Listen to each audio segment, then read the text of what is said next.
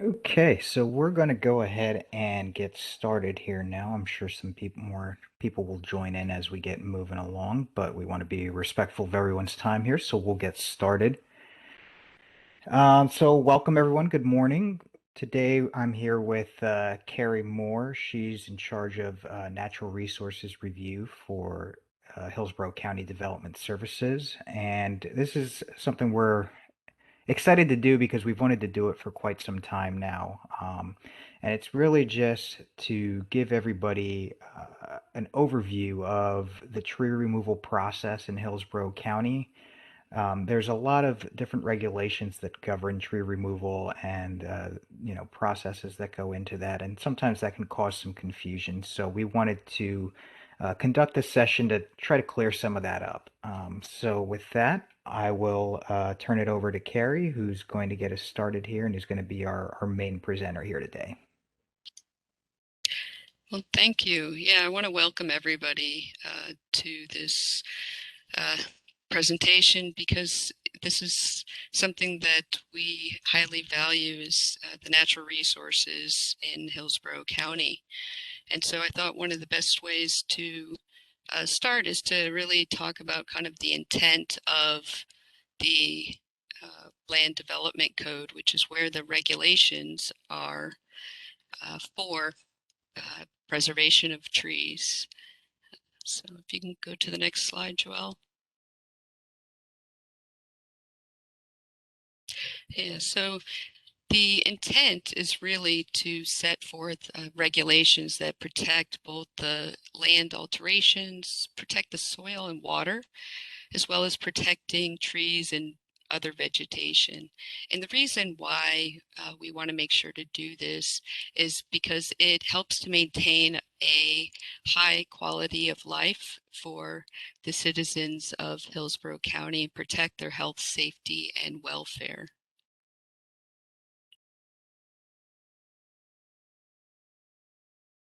So the first step in really determining if uh, we are the right municipality to even contact and to determine whether we are the right municipality with regards to the regulations is to first ensure that your property is located within unincorporated Hillsborough County. And so one of the ways that you can do that is by going to the Hillsborough County Property Appraiser site. And when you put in your address, it will list underneath what the municipality is. So you're looking for unincorporated Hillsborough County. If you are in the city of Tampa, Plant City, or the city of Temple Terrace, you would need to contact those municipalities to inquire about potentially removing a tree.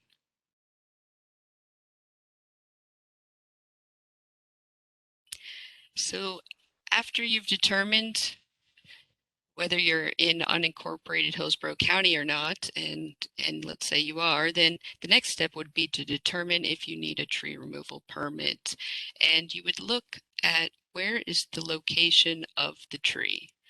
So if you look at this image, if you have a, let's say, a number 1, so a tree that is located between, say, the sidewalk and the road, um, that would be what we would call a street or right-of-way tree. There's number 2 trees, which are located kind of on the lot itself. There's number 3 trees, which are located within a wetland setback area, and number 4 trees, which are located in a wetland or conservation area. Okay. So after you have determined where your tree is located, the 1, 2, 3, or 4, you want to take the next step of measuring the tree. So at 4.5 feet off the ground is where you would take the measurement. So once you measure around the tree, you would then take that and divide it by 3.14, and that gives you DBH, or diameter breast height. And that is what we use along with the location to then determine whether you need to have a tree removal permit or not. Okay. So once you have the location, so remember number one was a tree located between the sidewalk and the road, and then you have the size, you can look down at this chart and then determine, well, what is the type of residence that you have. So if you are, let's say you're a single family and you're not in a subdivision and the tree is located in your yard and the tree is 12 inches DBH or larger, then you would need to apply for a permit, provided that the tree is not exempt. So is a list of trees that are exempt from tree removal permits, and that can be found on the county website. So at hillsboroughcounty.org, and then if you in the search area, if you type in exempt trees, it will pull up a list for you. So there's a few trees on that list that do not require a permit, no matter what size they are. Another example here is if you are in a subdivision and the tree is located between the street and the sidewalk, one of those street right-of-way trees, number one, and you're in a subdivision, any size tree would require a tree removal permit. And then let's go over wetland setback trees. So if you're in a subdivision, single family home, it's 12-inch DBH or larger, it would require it. Now, one of the things that I will say is that within a wetland setback, we discourage the removal of trees in that area unless there really is let's say, a health or a structural problem with that tree, because the wetland setback is really there to protect our wetlands, and having root stabilization within that area from trees being in there is a critical part of helping to preserve our wetlands. And then the area number 4, so in that wetland area, conservation area, all of those trees, you would need to contact EPC. And they have a website, it's epchc.org. So they have jurisdiction over any of the trees that are located within the wetland itself.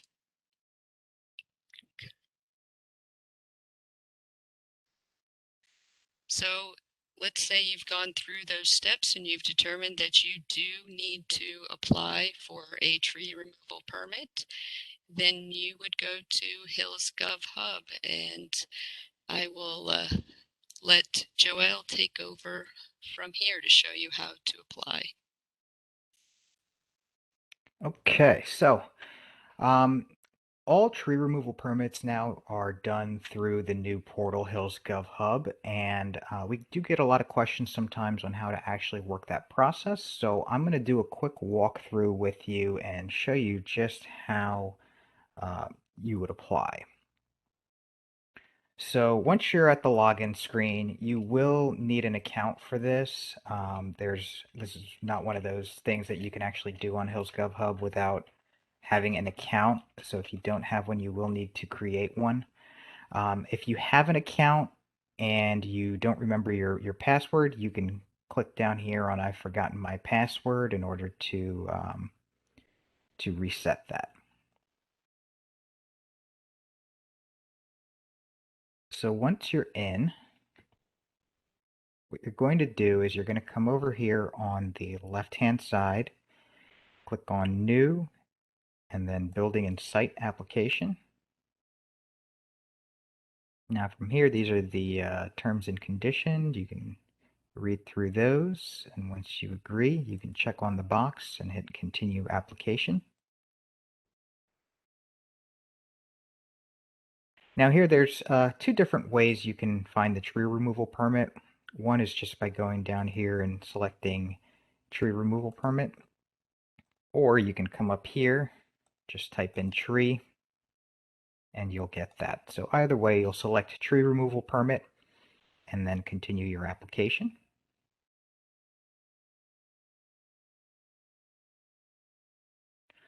All right, so on this screen is where you'll enter the information for the property where the tree will be removed. So let's see here. It says a demo.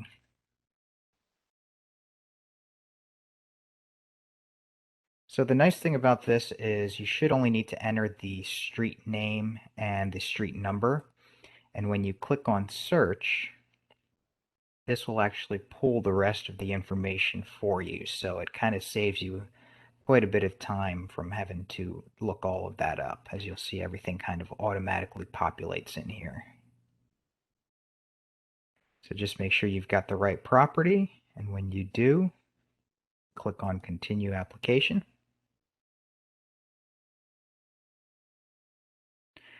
Now in here, you'll kind of type in some details about what it is you're looking to do. Say right now, I want to remove a 12-inch cypress tree that is tearing up irrigation systems. Okay, so we'll just type that there.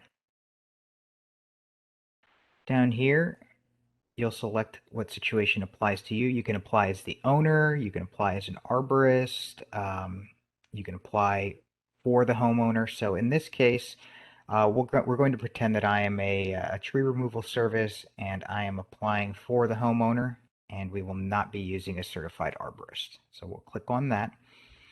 And if you are not the homeowner, you'll always get this little prompt here that says you'll need to upload an authorized agent form. If you need that form, you can copy and paste this into your browser window. Unfortunately, the URL here isn't clickable, but I will also be sending out a follow-up email this afternoon with some important links for this, and this will be one of the links that I'll include on there. Over here, you're going to indicate whether you're a certified arborist or not. Even if you're going to be using one, if you yourself aren't the arborist, just select no. Then answer some questions about the tree itself. And for instance, if it's causing damage, you'll be prompted to describe the damage. We're just going to keep it simple here for now. Down here, there's some information about the site itself, because we will have staff generally come out to inspect the tree and make sure it's suitable for removal. So if there's a gate code or anything like that that they're going to need to access the property, you'll indicate that here. Also if there's any kind of animals that the inspector should be aware of, any kind of dog or anything like that, you can indicate that here as well. Also, if there's any other trees you have on property that you won't be removing, but they should be aware of, you can enter that here.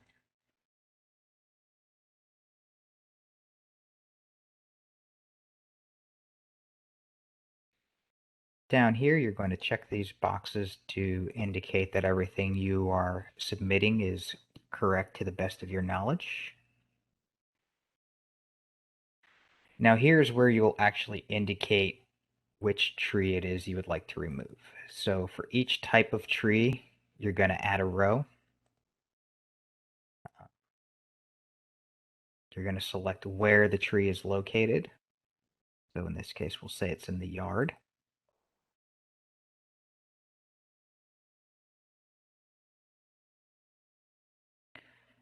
And if your tree didn't fall into one of these categories, you'll just type in the type of tree there.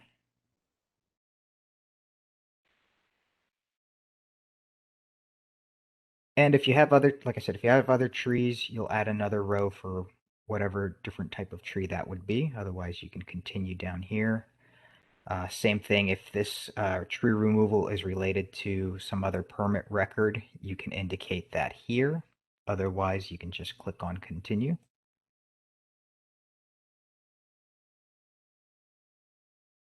This is where you'll select information about the applicant, essentially who you are. So if you have your account, that's usually the easiest way to select who you are. And then also, if you have any other contacts you would like to add, whether that's other professionals or, the homeowner, things like that, this is where you would add them in this section here.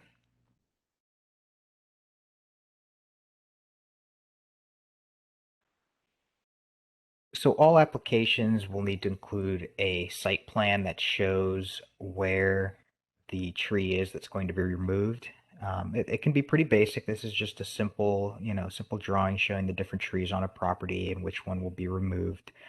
So every application will need to do that. This is where you would add that site plan as well as any other documentation you would want to include. For instance, if you've got pictures of any sort of damage or if you've got an authorized agent consent form, that's where you would include that. So you're going to add any sort of documents you need to include here.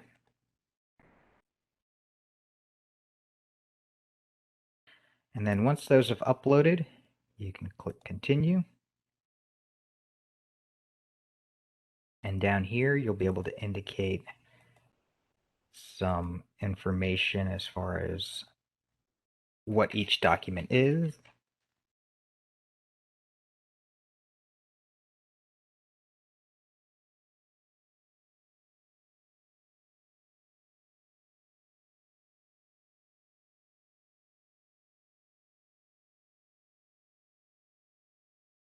You're going to save that. Everything's been attached successfully. You'll see everything there. So from there, you can continue your application. And this will give you all of the details of your application. You can go through and review that and make sure everything is correct. If everything looks okay, you click on Continue Application.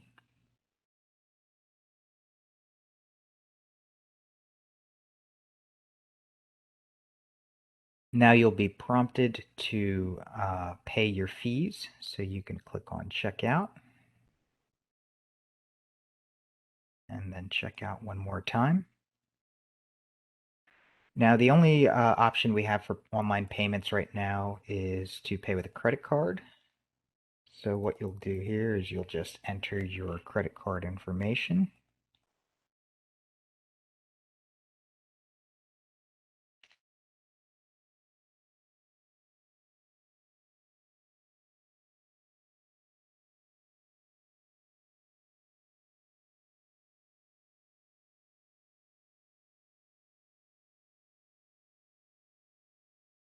And you'll submit your payment. Oop, looks like I forgot some information there.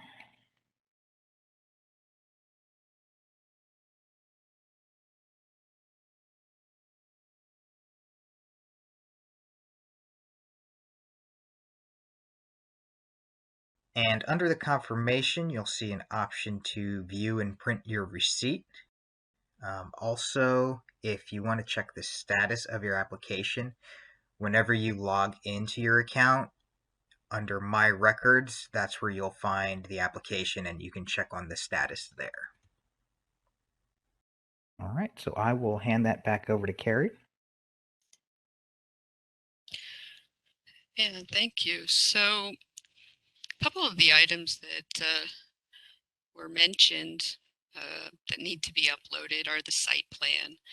So as you're going through and stepping through the process, there's actually a couple different places where it'll show you what a site plan looks like. So really that is, if you imagine if you were kind of a bird looking down on your property. So what we're looking for is, kind of the property boundaries, where your house is, where your driveway, is located, and then show the trees that you're looking to have removed with an X on it.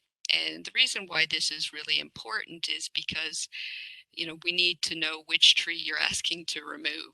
So that will help us, help our inspectors understand which tree you're actually applying for.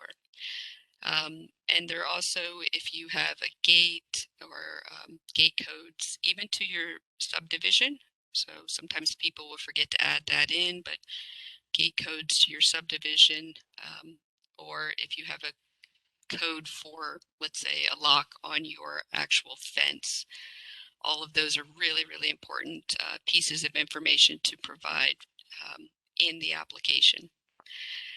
So the authorized agent form, if you are an arborist or a tree company, having the owner sign this form has to be done so that we know that the homeowner is authorizing you to apply for a tree removal permit on their behalf. So that has to be uploaded. If you're in a mobile home park, you need to upload the mobile home park plan so that we can find your actual residence. And then if you're applying and you're a certified arborist, or you are a tree service that has basically contracted with a certified arborist to provide a report, that report would need to be uploaded as well.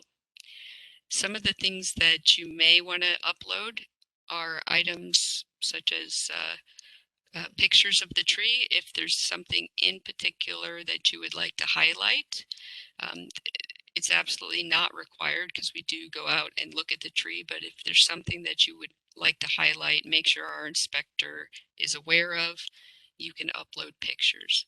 The other thing is potentially receipts for damages. So let's say that you had a water or sewer line where there was tree roots growing in that, but you've already paid to have that repaired. If you have any pictures or receipts that show that this damage occurred, please upload that so that we are aware, because our inspectors will not be able to tell that you have, had a sewer line repaired if the work has already been completed. Okay. So common question, how long does it take? Well, once we receive your application through HillsGov Hub, it takes up to 3 business days to review your application to make sure everything is complete. If everything is complete, you would go to the next step. But if you're missing anything, let's say you didn't upload a site plan, we will actually make a comment that will say, please provide a site plan showing which tree is being applied to be removed. And you can find that, and the system will send you actually an email stating all this, but you can always check the status by logging into your account, and everything is right there. It'll tell you exactly where your application is in the process at any point in time. It'll also tell you any comments. If we were to say, please upload a site plan, it will say that in the comments. If you are using a certified arborist and it's a residential property, the review will be done in 5 business days once the application is complete. So after the 3 days, then there would be 5 days. But certified arborist reports are not accepted on commercial properties with regards to the reduced time review. You can still, obviously, providing a certified arborist report is always accepted, but the review time is not reduced down to the 5 days, and we will still do a field review of the trees on a commercial property. So if you're a residential property and everything is fine with your application, then after it's the 3 business days to review it, that is complete, then it will move into the next stage, which is the 15 business days. And that's where our inspector is going to go out to your house and look at the tree and see if it meets the requirements to be approved to be removed. Usually it occurs quicker than 15 days, but on the long end, it could be up to 15 business days. Okay. So on the inspection itself, you are actually not required to be there. And that usually helps out people because our inspectors are out inspecting trees during the day while you are potentially at work or doing other things. So you don't need to be there. If there is anything that you would like to convey to our inspectors to make sure that they see, I would you can put that in your application. So in that detailed description area when you first started the application, you can put everything you would like to say in that area. Our inspectors are also, they're conducting tons of inspections each day. So to be able to create a specific window to meet you can be kind of difficult on timing. If there is a reason that there has to be a specific time that our inspector meets you, let's say you have a dog that and the tree is in the backyard and you cannot put your dog up during the day for whatever reason, you can, you know, contact our inspector and or make a note in your application that there has to be a specific time because you have a dog that must be put away and you will be there. So our inspector will then contact you and schedule a time, a window of when they will be there.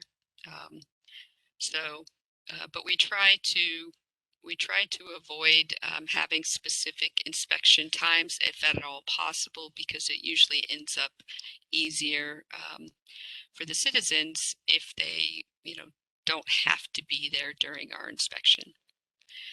And yeah, so I think that's about it on inspections. So next slide.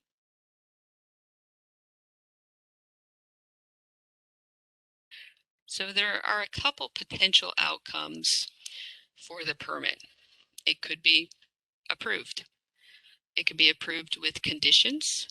And what the conditions may be is that you have to do a tree replacement or pay money to a restoration fund. The restoration fund is a fund where any fees that go into that fund are used to then plant trees and do environmental restoration in areas of Hillsborough County, for the greater good of everybody. There could be a partial approval. So what that means is that one tree is approved for removal and another tree is denied. And it could be denied. So the reason why trees are potentially denied is because if the tree is healthy and or if the tree is creating damage that can be resolved by another means. So for instance, root pruning. There is the potential that if root pruning will solve the damage, the reason why the damage is occurring, then we would require that the root pruning take place versus having the tree removed. And if there is a denial of your tree removal application, our inspector will put in the notes of the inspection exactly why it was denied. And if you disagree, you can appeal. So you have up to 30 days to appeal the denial. And in order to appeal the denial, you would need to contact us and tell us that you would like to initiate an appeal. And during the appeal, basically what happens is we will re-review your application and I will take a look at it myself personally and ensure that everything was meets the standards to have it approved or denied. And so it'll be a whole new review essentially.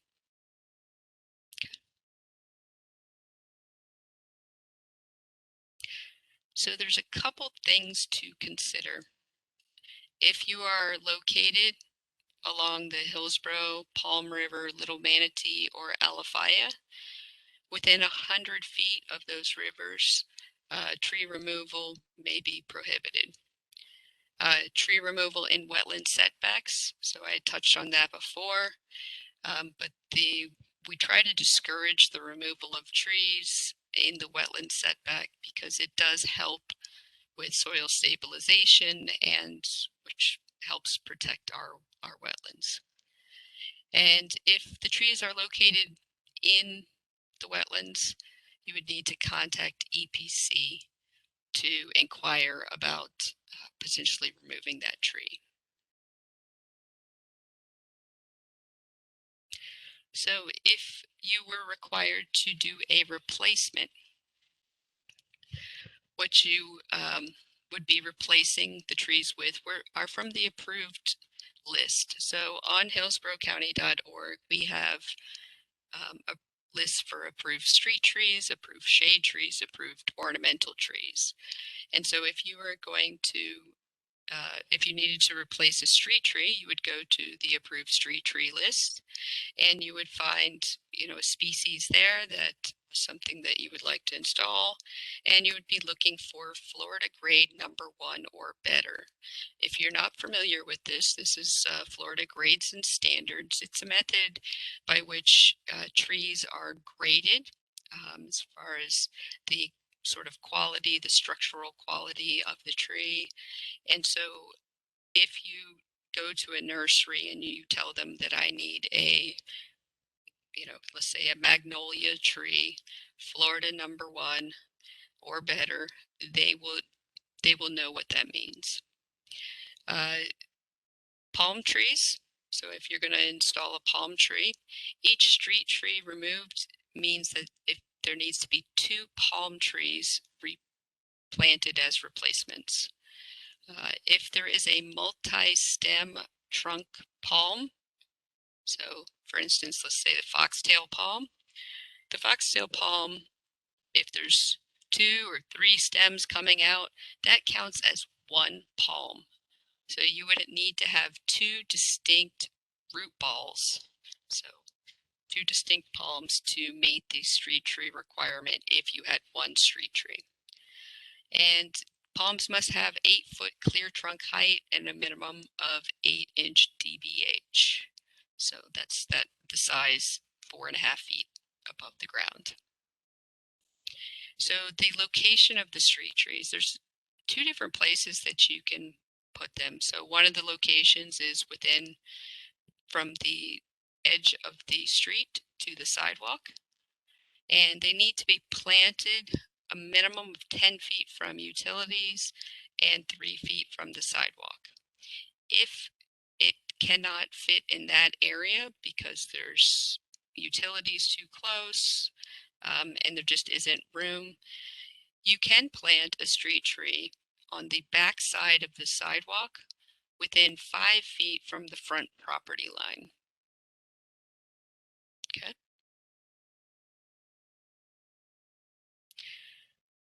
So something else to be aware of, even if you do not need to get a tree removal permit because the size of your tree doesn't necessitate it, you may have to plant a replacement tree. So there is a requirement called the lot tree requirement that depending upon the size of your lot, there are required to be a certain number of trees. So in the table there, you can see that a lot that is less than or equal to 7,000 square feet or less than the width of 75 feet wide is required to have 1 shade tree. And the shade tree list is also on hillsboroughcounty.org.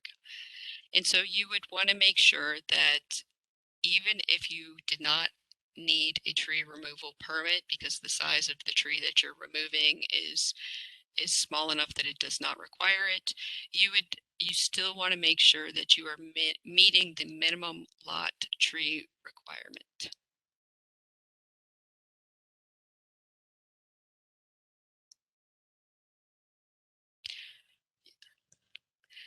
So one of the topics that we hear a lot about is, grand oaks. So in unincorporated Hillsborough County, a grand oak, there are certain criteria that determine whether an oak meets the grand oak status or not. So the minimum is that it would need to be 34 inches in diameter at 4.5 feet above the ground, that there is a canopy that meets 175 points or greater, and you don't need to know how it meets those points. If you're a homeowner, that is the job of a certified arborist. So you would need to have a certified arborist make this determination. And then the tree, is it in good condition? And so then the trunk replacement. So if you were removing a grand oak, there are replacement ratios that are higher depending upon the size, the DBH of the oak. Now, if you are a homeowner and you're looking to remove what you believe is a grand oak, you don't need to go out and get a certified arborist report to submit to us. Our inspectors will go out in the field and inspect the tree and make that determination.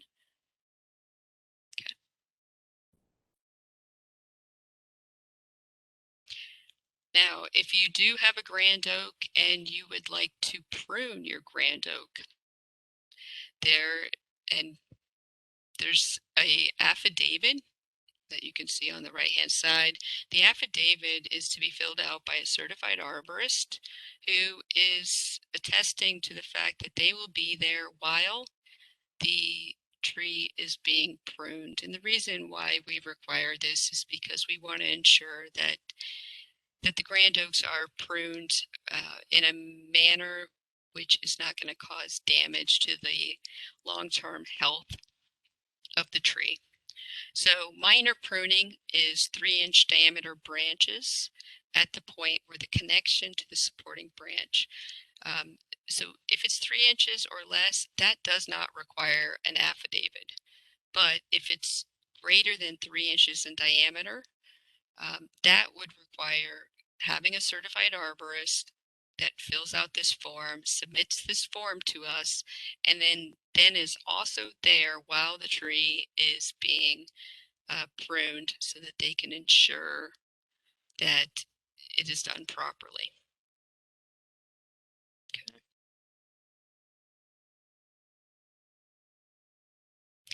So some of the common questions we get are, do I need a permit to trim, cut, or prune my trees?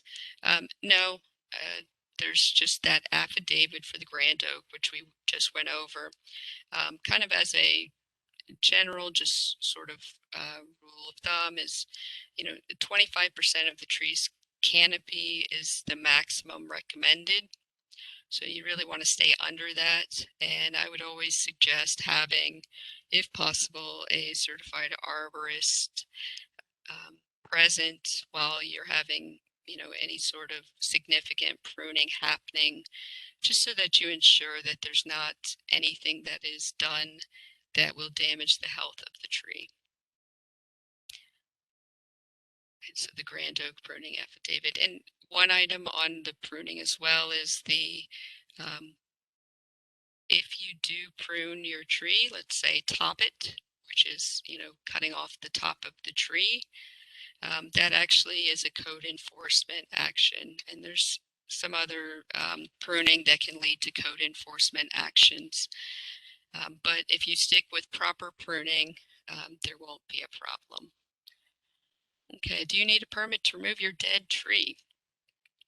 So we get a lot of calls on this, and dead is not dying.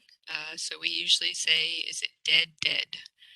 Because if it's dead, dead, that would mean that there's no green leaves, no living tissue. When you scrape with your fingernail, if you scrape the bark of say the branches, you won't see anything green when you do that. You will see that it's just going to be very brittle. The branches will break off.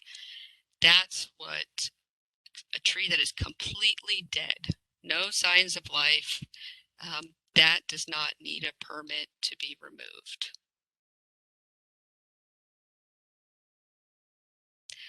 So do you need a permit to remove a dangerous tree? House Bill 1159. So there's a lot of confusion around this bill.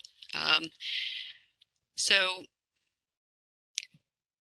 this bill basically states on residential properties that an ISA certified arborist or a licensed landscape architect can provide documentation that a tree is dangerous according to the current arboricultural standards, and if they deem that this is a dangerous tree, it can be removed without a permit. So, one thing that I would highly note is that if you are a homeowner, to ensure that any report that you receive from a certified arborist or a licensed landscape architect clearly states, yes, this is a dangerous tree according to House Bill 1159.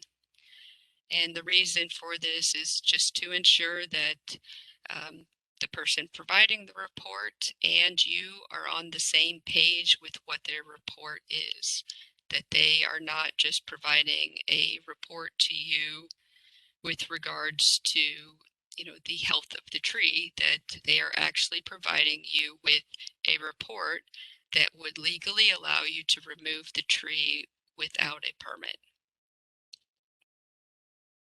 Okay. So what happens if you do not get a permit and you cut down the tree anyway? Well, that would trigger a environmental code enforcement investigation. And so basically what would happen is you would have to pay $65 per inch for the tree that was removed and or replant. So let's say that you removed a 20-inch DBH tree without a permit that required one. That would result in a fine of $1,300. So I will always suggest that if you have any questions, please contact us, because we do not want to investigate any trees being removed uh, that are going to require a fine. So we want to make sure that you do things according to the Land Development Code. Okay. So who is responsible for pruning a tree that is on a property line or extends from a neighbor's yard into my yard? So this is a topic that we get calls on fairly frequently. So you have a right to prune the branches that extend onto your property. Let's say the tree is on your neighbor's property, but you must use good pruning practices. So if you were to go to your property line and then just prune everything straight up, a vertical line up, and that caused damage to the tree, that would be that could be a violation, and you would be responsible for that violation. So if you have any questions about what would cause damage to the tree or not health-wise in pruning branches that come over onto your property from your neighbor's tree, I would suggest hiring a certified arborist to ensure that there is no damage done to the tree. And then what can I do to control the neighbor's roots from their property? So one of the things that you can do is you can actually do root pruning. So any of the roots that are coming over onto your property, there is root pruning that can be done. But again, this falls under the same sort of aspect as the tree pruning. So you would need to have the root pruning done by a certified arborist to ensure that what is done is not going to damage the health of the tree. Because if you damage the health of your neighbor's tree and the tree falls, you could be liable for that, as well as if we get a report that you have done something, root pruning or pruning to your neighbor's tree, and then we go out and investigate it and find out that it is essentially become effective removal of the tree, meaning that you have essentially killed the tree or that it will die within 2 years, then that would be a code violation and you could be responsible, for paying money to the restoration fund. Okay.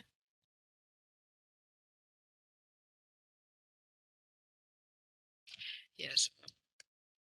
All right. So, if there's any questions, I saw this chat scrolling by. Yeah, so I'll give you some of the questions that came in earlier that we still have not answered. On the question for right-of-way trees, the question was, does the 16 feet from the street to the sidewalk, is it from the street to the sidewalk? Is it the width of the lot, or both? What is that 16 foot that we mentioned? Yeah, so the 16-foot is basically any oak trees that are going to be in as street trees would need to have 8 feet from the tree to any sort of hardscape, so sidewalk, road. So essentially, kind of means that there would need to be 16 feet. So if you planted the oak tree right in the middle of the green strip between the road and the sidewalk, there would need to be 16 feet there. Okay. Another question was, can multiple trees be included on the same application, the same tree removal application? Yes, they can. So you can put down 2, 3 trees, and it's the same price, so it's 81.65. Um, if you have a larger lot that has many acres, there is the potential to have an additional fee added on, but that is only in the case where, let's say, you were removing, say 7 trees across, 50 acres, and our inspector needed to, say, walk to all across all different 50 acres to find those 7 individual trees. So it's usually not applied, that additional fee, but yes, the 81.65, that one is, you can apply for several different trees on that one permit. Okay, go through here. Um, so do certified arborists need to submit the tree risk assessment in HillsGov Hub in addition to the declaration when removing the tree? Yes, we always are looking for, if it's a certified arborist, we're always looking for the reports, especially if it is on a residential property. Because if it's on a residential property, essentially we will be looking at the certified arborist report versus sending out an inspector. So that is why there's the reduced review time, is because we will be looking at that report. But that report does not work on commercial properties because we will still send an inspector out to those. But we are always happy to see a report, because that always provides our inspectors with additional information that they can then verify on site. Good question here about measuring trees. How would you measure a co-dominant tree? Is there with included bark below 4.5 feet above grade? Yeah, so if you go up to, if it's codominant before 4.5 feet, basically you go up about 4.5 feet on each um, kind of trunk, and then you would measure each.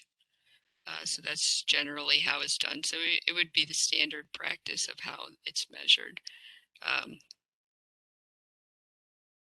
and so you can put those down in the, if you have any questions about, I'm not sure whether this meets the need or not for a permit, you can always call us, but you can also, if you're just trying to make sure that it's accurate in order to, you know, for the tree removal permit, you can always put down in there that, there's a codominant below 4.5 feet. I'm not exactly sure if whether you want two, one or two numbers. You can always put that down, and we will take a look at it. We're getting some other questions, but they seem to be more related to specific situations. So we'll ask that those be submitted. You can submit those via email to naturalresources@hcflgov.net. Just because some situations are so specific and so dependent on lots and things like that. So we'll want to kind of answer those individually. Other than that, I think we have answered most of these questions. Um, Unless there's anything else that pops up here. Carrie, do you have anything additional to add? No, I just want to say that, we appreciate everybody attending. The reason why we wanted to make sure to do this is to help answer any questions. The transition to HillsGov Hub has been a very positive transition, and but it takes people, once or twice going through it, especially if you're a tree service and you're applying all the time, you know, going through it once or twice, then you start to get the hang of it, and it really, you will find that this is a really great system that we've moved to. So, yeah, I just want to thank everybody. And if you do have questions, you can always email us, and that um, will probably be one of the fastest ways that we can get back with you is via our general natural resources email. Yes, and that is naturalresources@hcflgov.net. So once again, natural resources at hillsboroughcounty.org. Those are both kind of interchangeable at the back end there. That's going to be your best way to get answers to most of these questions, anything we may not have gotten to. Um, we're about at the end of our time here, so we do want to be respectful of everybody's time. We don't want to take much longer than than we told everybody we would take. But we will also make a recording of this session available online, and we'll send an email out to everybody with that link once that is up and available. So you will be able to come back and revisit this session if you would like. So, all right. We would like to thank everybody once again for joining us today, and we hope that you found this session informative and helpful and answered a lot of your questions. So thank you, everyone.